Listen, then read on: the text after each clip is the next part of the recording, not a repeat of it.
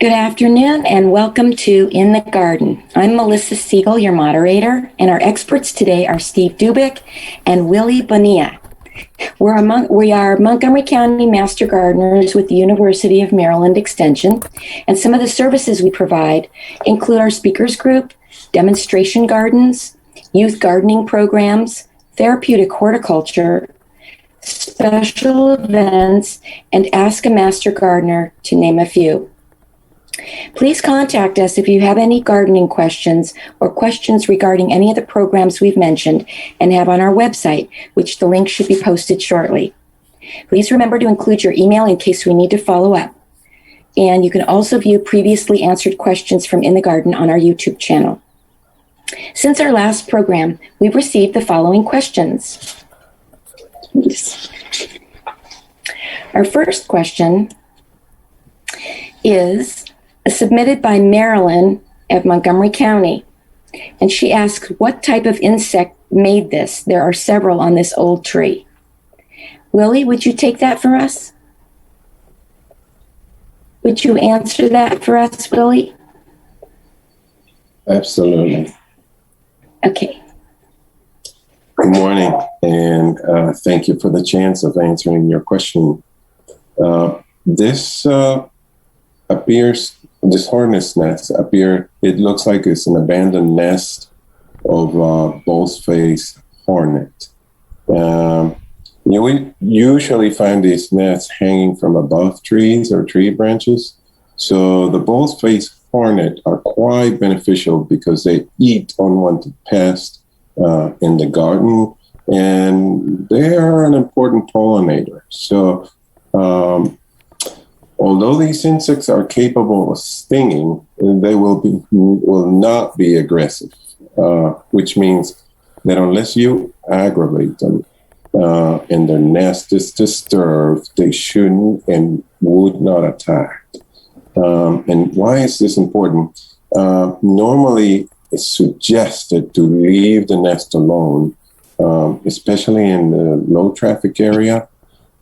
This is because as winter approaches, the nest is evacuated and any remaining insects in the nest will die and it's never used again. So basically, if they're not bothering you, don't mess with nature. They're very important. They're quite beautiful insects. A bit of the Three Musketeers type, because they have that beautiful sting at the end that does not rip off like bees do. So keep that in mind when you're dealing with these type of insects. Thank you so much. That was great. Our next question, submitted by Amy. I have a large garden on a hillside in my yard. Much of the soil is really heavy clay, and during heavy rains, I get a lot of water flowing down some of my paths. There are now several volunteer plants that have seeded in one of the main paths, and I'm considering leaving them to help slow the water and aid in water absorption, and just to avoid having muddy paths. I'm wondering if I'm going to horribly regret letting these plants take over. There is currently white clover, wild geranium, thyme leaf speedwell, some kind of evergreen, looks like a carex, but I can't identify it, and wood violets. Do you have any suggestions? So first of all, you can pull up the weeds before they go to seed and mulch your pathway. Improving turf density through fertilization and regular mowing can reduce volunteer plants. We took a look at your yard and felt that the way it looks now is great. You don't really need to do much except two things. One is to add some turf grasses. They're well adapted to heavy water. They'll reduce most volunteer plants. And consider enriching the soil on the hill so that the water can penetrate the soil. Make the soil well draining instead of only clay with compost, organic matter, and cover crops. And building a berm could be a good idea, but those bricks that you put in solve that problem. So I think you're doing a great job. Just add some grasses and aerate the soil up the top of the hill. Good. All right. Our next question is from Amy, and she asks, an area behind my house, This is a county storm sewer outlet easement, has a lot of English ivy and Japanese honeysuckle growing up the trees, also a forest conservation area. It's growing up a couple of big trees that are likely stabilizing the creek that forms from the outlet. Is there a county program to get somebody to remove them? If not, what's the best way to get rid of them? If it's not on my property, but I can carefully reach over the fence and maybe cut the vine.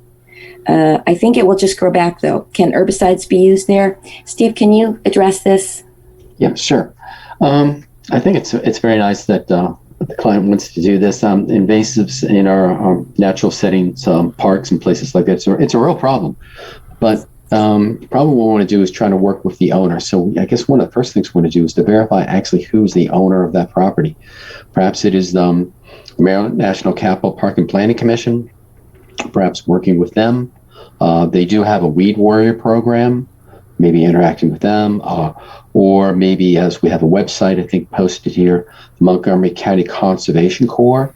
They may take this project on if it's a larger project and we reach out to them. I wouldn't put any pesticides onto that, someone else's property other than your own. I know some of these plants are frustrating. They're very problematic and they're very aggressive. But trying to work with, whoever the homeowner, or not the homeowner, whoever the owner of that property is, I think it's the way to go. Of course, if the plant materials come on your side of the fence, then, deal with them the best you can. Some of them are very tenacious, but good luck with that. And Thanks, Steve. Sure. Thanks. Our next question is also from Amy, and Steve, I'm going to ask you to take this one. My red maple has girdling roots, some small, some not so small. I was considering just cutting them to save the bigger roots. Is that going to harm the tree? If harmful, how do I remove them? It's true that by cutting and severing the roots, it is going to have some harm to the tree, but the greater harm to the tree maybe is actually leaving those roots there. Sometimes the tree's roots will fuse together. Many tree species, this is kind of more common. But in the case of the red maple, I would be a little more worried about that the two roots pushing against each other will block water and nutrient flow. So I would look at the smaller of the two roots, assuming you have good access to it, at least chop off the end that's going across it. That's going to diminish the growth of the smaller root. If you can reach to the other side, cut off the other end. If you can, and that's great. And if you can remove it without damage the large existing root, by not going in there with a chisel or anything, prying it out. If you cut both ends, it'll naturally die over time, and just let it kind of fall out on its own. But at least if you can reach the other end that's crossing over, cut that. That would hopefully to at least slow down the girdling impact significantly, and that would be a good approach. Great, thank you. Our next question was submitted by Ryan, and she asks, can someone tell me why my Speedwell may be dying? Are the morning glories, magnolia, sucking up all the water nutrients? Willie? Thank you for the question, Ryan. Look, first of all, congratulations. To me, it's a great plant, the Speedwell, Veronica Speedwell, that is. Second of all, it has a couple of things that can use some improvements on. I feel based on the picture that the plant is being eaten by little insects. I don't know what is that about, but more so, we can talk about the suffering of the root, and it may be suffering from root rot due to overwatering. And the clues are, even though the Veronica Speedwell can grow in almost any condition, in sun or power shaded, and it thrives best in the sun, of course, and in well-drained soil, the picture shows there's a soaker hose nearby, as it shows a little tiny black area, a soaker hose nearby, and that could be oversaturating the soil with water, of course, and causing the root rot. So suggestions are to move the soaker hose first far away so the Veronica Speedwell root is not over water, only water it just probably weekly when the rain is less than an inch here on the area. So make sure that the top of the root ball is level with the soil surface. If it has sunken into the surface, and maybe helpful to dig it up. So, and then the plant can rise and the root ball becomes higher. That's beneficial for the plant. I think another best practice will be keeping the plant cover with a thin layer of compost or mulch. Will help retain the moisture. In addition to moving the soaker hose, like we talked about, it may be helpful to trim back some of the other plants nearby to allow more sunlight to the area. If you're unable to move the soaker hose for some reason, or trim back some of the other plants, then think about transplanting the Veronica Speedwell to a sunnier location. Light will definitely help with the well-drained soil, of course. For care and maintenance, periodically removing faded or dead flowers will promote extended bloom time. And be sure to cut back the stems to, they recommend an inch to 2 inches above the soil line after the first killing frost. So those are things we can do for it. Thank you for the question. I really like the morning glory. That's doing very well. Do, yeah. Now I like it even more. Yeah. All right.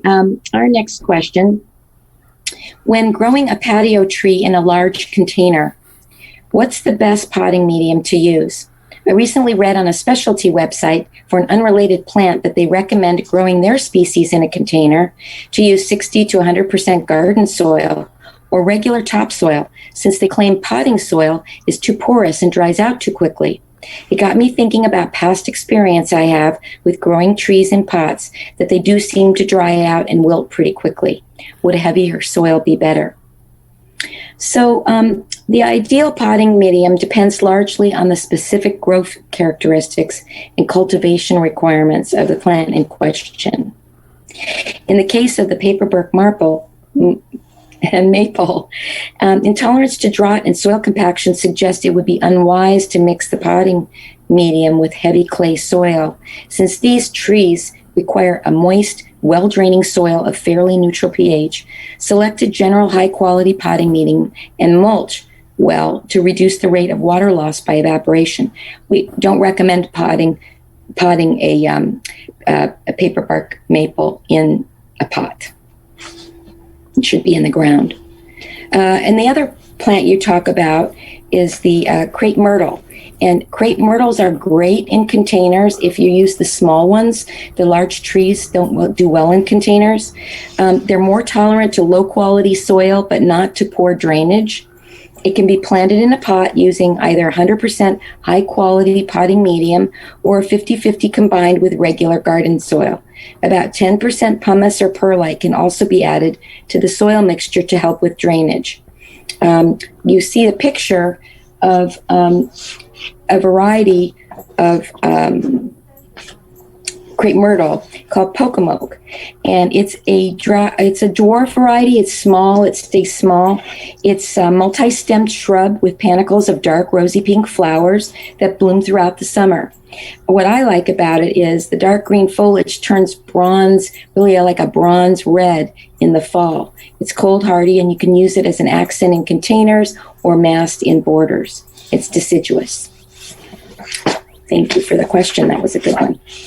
All right, our next question is, I found a small seedling of this plant growing in my grass last year. So I replanted it last fall, and it's grown fast since then. I was hoping that it was a blackberry bush that would grow berries for me to eat. I listened to the HGIC webinar on brambles this weekend and discovered this could be a wineberry instead and could be invasive. I'm curious to know if that's what it is and if I should get rid of it now. It's okay. If it's okay to keep, would it be all right to eat the berries? I heard it can carry mosaic fungus and disease, so I'm concerned about consuming the berries now.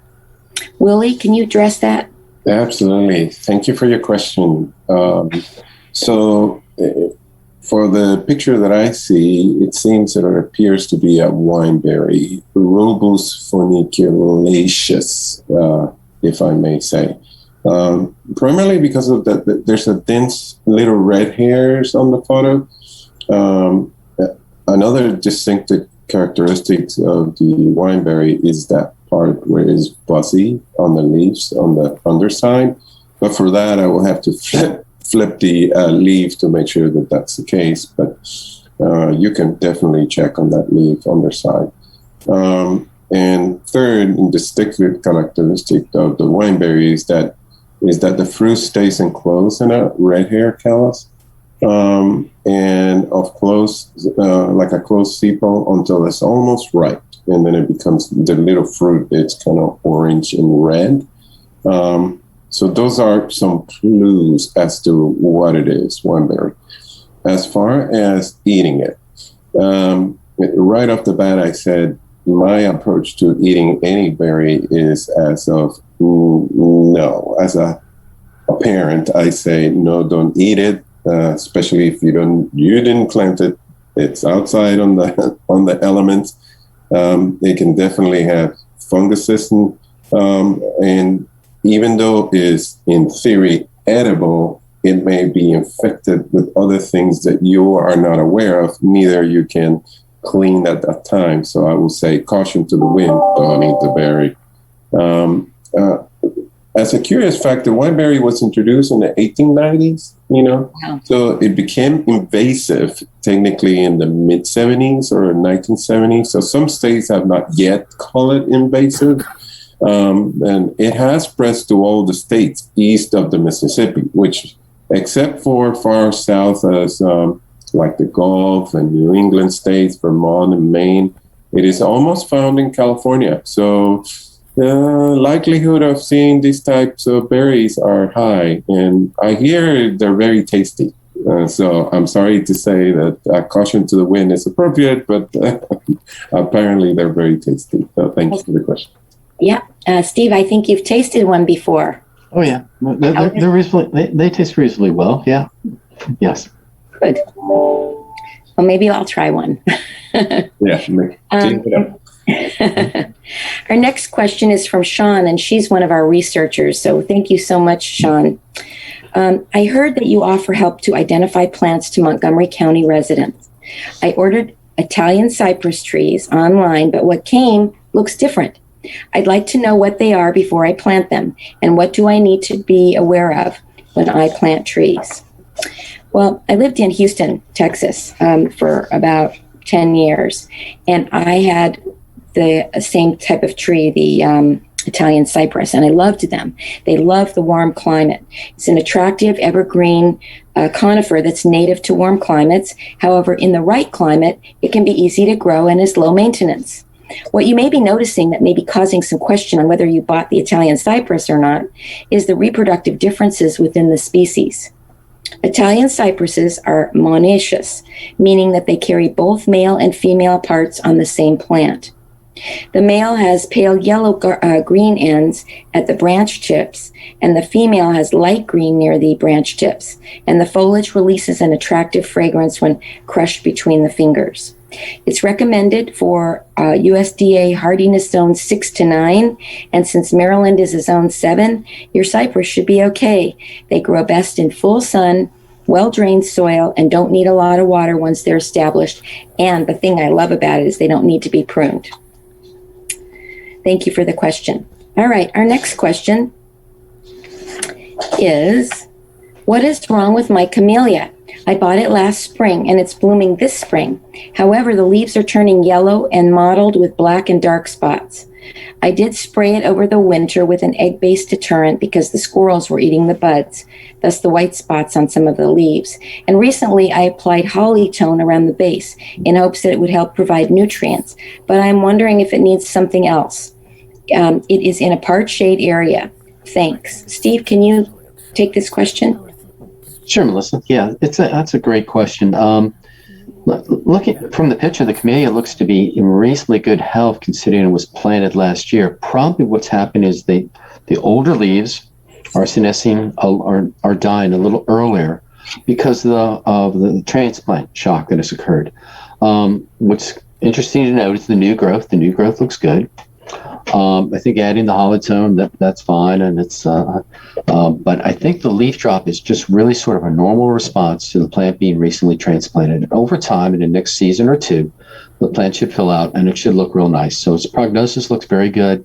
So it looks like a good site, and I think the plant's going to do well. Great. I think it's really a pretty one, too. Our next question was submitted by Marion, and this was submitted to Extension through our Ballard room. It was a phone message. What is wrong with my Unimas? The leaves have yellow spots and they're dropping. What can I do to save it? Willie, can you talk to this? That's a great question, and thank you for the question. When I see these pictures, it looks like the white spots are Unimas are caused by a fungus. So to be technically correct, Iridium Eunimi japonesi, some related fungus to that, commonly known powdery mildew, which is what we talked about. This fungus, it's caused by chain spores that create these unsightly white patches, which can appear on the upper and lower side of the leaf surfaces, young stems, shoot tips, flower buds, and blossoms. So obviously it thrives in moisture, right? Like any fungus probably would. Humid condition as well as shady environments. In season where there are warm days followed by cool evenings, this powdery mildew flourishes. So powdery mildew does overwinter and can spread the following year. So also to note, on windy days, the spores can spread to nearby leaves and other areas, and so you can definitely spread this fungus in a not happy way to other parts of your garden. So what do we do? How to control it? Well, to control it from spreading, you can prune off the infected leaves and branches and clean up fallen leaves. It also, they advise us to prune out some of the interior branches to promote air circulation and not have that fungus thrive,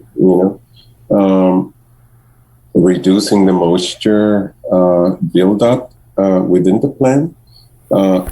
Shredding the plant on regular basis will also definitely help. It is not recommended to do any overhead watering or to apply any nitrogen fertilizer, as it promotes the growth of the fungus. So you're actually counterproductive to that purpose. If you are unable to maintain control of it, then apply and repeat application of horticultural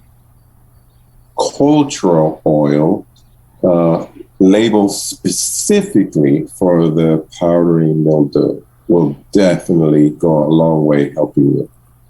So the horticultural oil will help control the fungus for that spreading.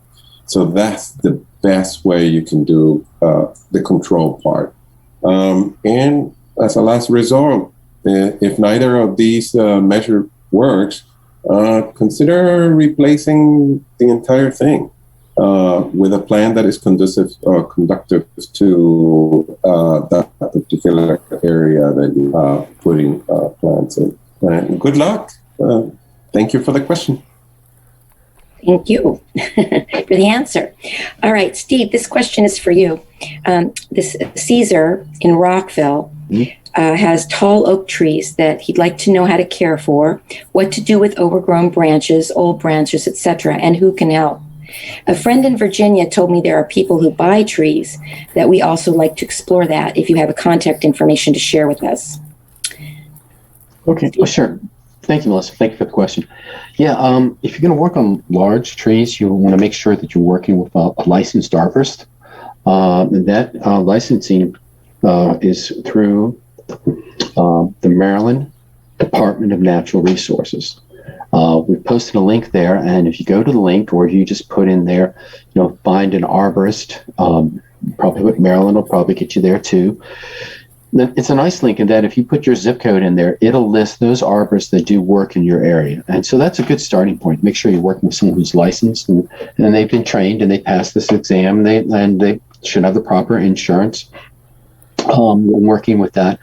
As far as getting payment for removing trees, if there's a large number of trees, it is possible that you could get paid for that, or maybe one or two, or just a small number of trees. It's usually not really profitable for the large equipment that would come in that would be needed to take the logs and to make it kind of a profitable situation. Occasionally there's a high value tree, a rare tree in exceptional condition.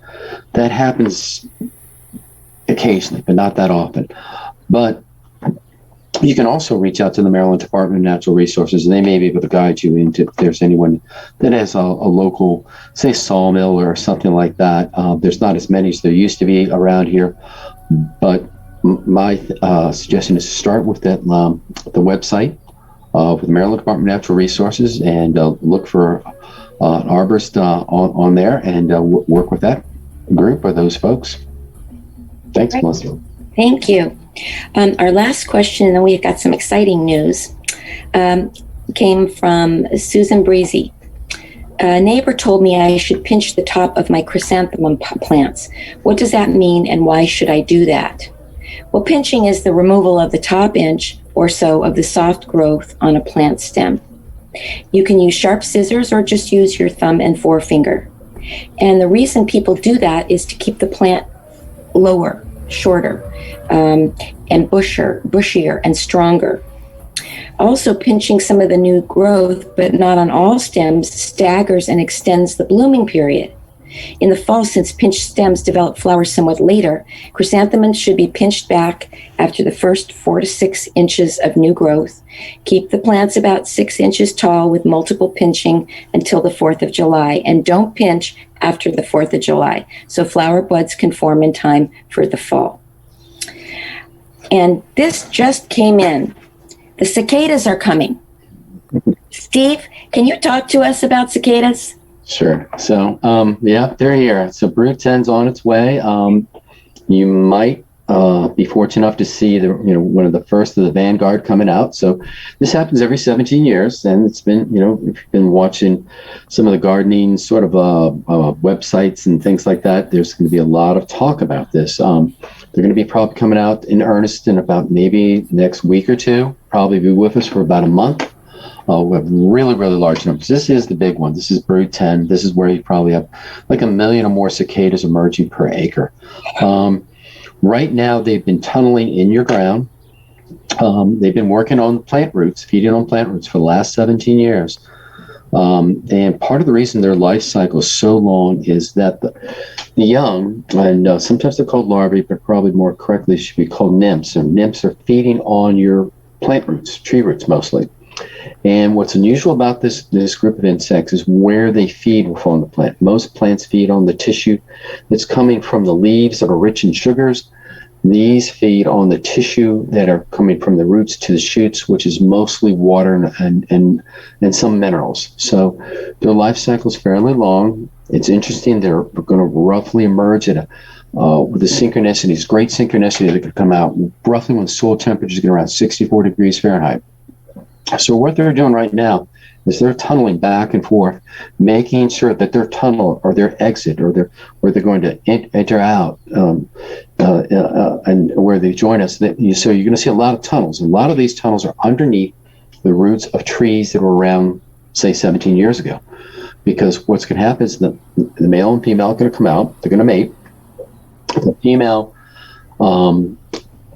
is going to lay eggs at the end of the branch tips on woody plants. So mostly it's going to be trees, maybe some shrubs. They're herbaceous plant materials, plants, shoots that are softer, more pliable. They're not probably going to mess with them. So it's mostly going to be most of our oaks, our maples, hickories. It can be things that are native and things that are not native. So styrax and others, they're going to be impacted too.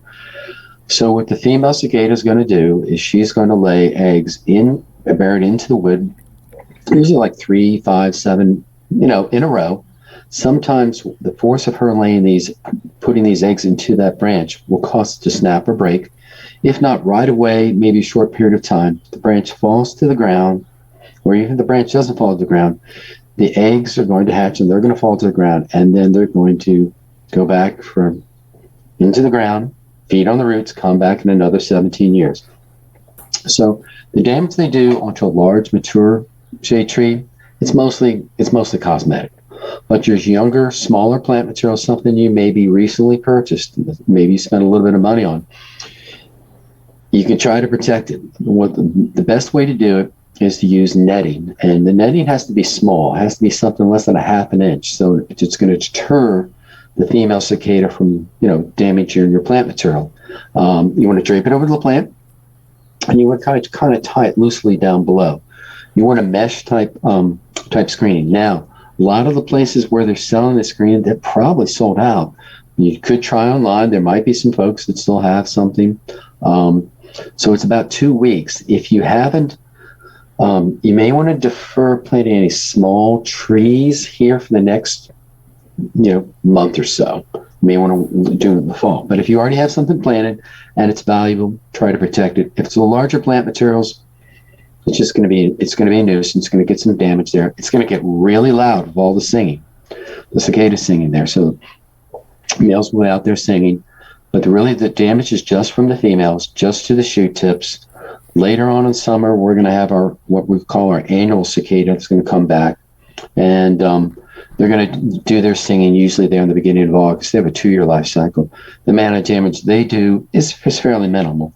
But this is going to be a major event. There's going to be lots of activity of other animals, squirrels, birds, snakes. This is going to be a giant festival for them, just a smorgasbord of all these cicadas coming around. So it's coming soon. I've got my shirt on, my cicada shirt on. So this is Brew 10, 2021. So if you were around 17 years ago, you probably remembered it. It's going to get quite loud. So probably in the next 7 to 10 days, you should start hearing them sing. Now, are they edible? They are edible. People do eat them. I've eaten some of the nymphs.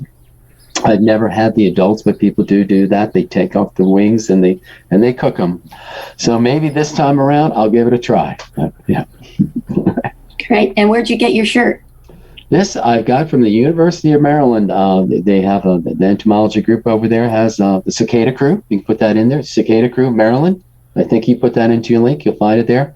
You'll find a link on there. I think they still might be selling shirts or something, or masks or other things there too. So there's other places that have it, but this is helping out the University of Maryland Extension. So I think it's the graduate students in the department over there. Thank you both so much for helping today. To submit a question, go to our link. It should be on the screen. Please enter as much detail as possible, and photos are welcome and important.